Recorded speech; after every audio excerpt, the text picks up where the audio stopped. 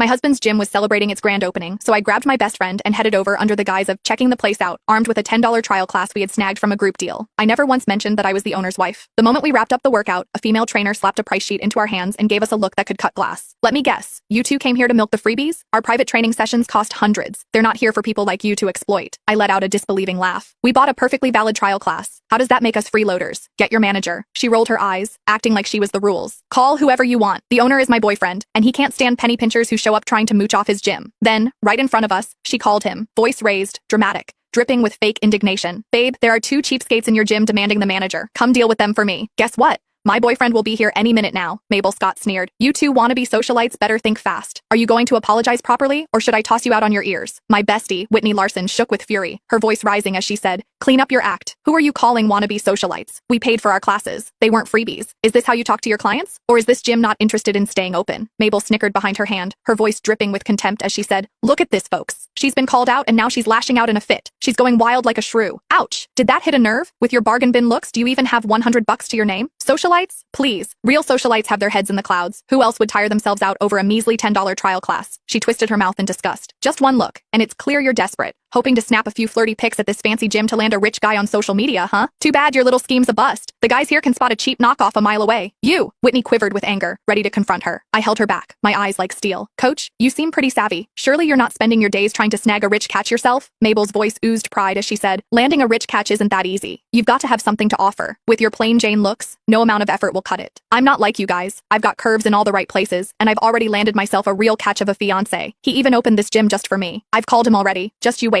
I'll show you two losers the kind of man I've got. Bring it on. Let's see this amazing fiancé of yours who's into whatever you call that, Whitney retorted. Mabel's face turned stormy, and with a huff, she said, jealous much? My man will be here any minute, and you'll both see what a true catch looks like. Then you can kiss your hopes goodbye. Whitney yanked her hand away from mine, whipped out her phone, and shoved the screen in Mabel's face. Take a good look. Do I look like I need to chase after a rich fiancé? I've got suitors lined up from here to Timbuktu. My husband could run circles around your so-called catches. What are you even yapping about here like a stray? The screen displayed Whitney's messenger list, shining with names like Mr. Wallace of the Wallace Group, Director Robinson's heir, and the hotshot movie star, each one more impressive than the last. Right at the top, with a heart emoji and the name Honey next to his picture, was James Baker, the CEO of Riverton City's Baker Group. Mabel's face twisted with rage, and in a swift motion she smacked Whitney's phone out of her hand. It hit the ground, and the screen splintered into a web of cracks. You've lost your mind, Whitney shrieked, her eyes blazing with fury. Me? Crazy? Looks like you're the ones who've lost it, Mabel yelled, her voice laced with hysteria. All this fuss over a silly messenger app nickname? Anyone can change that. It's no big deal. And you, acting all rich and playing with people's hearts? Keeping a lineup of backups like you're some kind of player. You've got no shame. A woman like you must have been tossed around so much that you're nothing but damaged goods now. The receptionist whipped out her phone and started a live stream, pointing the lens directly at us. Hey